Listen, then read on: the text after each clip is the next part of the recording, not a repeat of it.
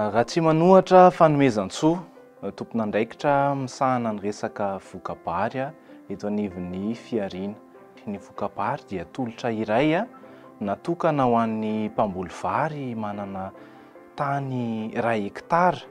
izay velara-tany an-tanimbary ampy rano tsara izay ahafahana mamboly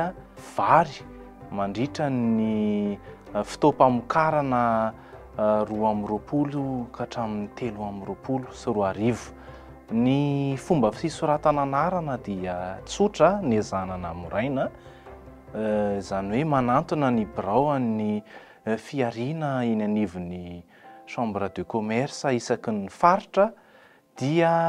afaka manantona ihany koa ny taleparitry ny fambolena isaky ny faritra,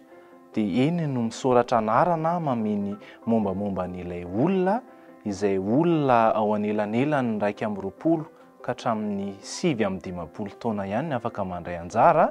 ary ny tany ampiasainy dia tany anazy fa tsy ho fainy. Ao anatin'izay ihany koa dia fampisitrahana nataon'ny fiariana findramam-bola, entina mamboly, izany hoe ny lafin'ny fandaniana amin'ny masom-boly, ny zezika, ny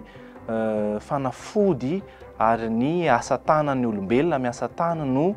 etoan'ny fiariana ny ampahany, izay voafaritra eo amin'ny elanelan'ny 5 tapitrisa isaky ny hektara eo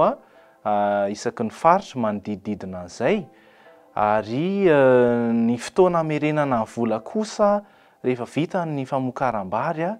dia ao anatin'ny enim-bolana farafatarany, ka dia manasa antsika tantsaha mpandraraha izay vonona hanatsara ny resaka teknika sy ny indrindra ny hampiakatra ny tany vokatra, fa itolotra io dia manan-kery mandritra ny ity 2020 sy 2020 ity, ka manasa anareo hisoratra anarana tian'izao.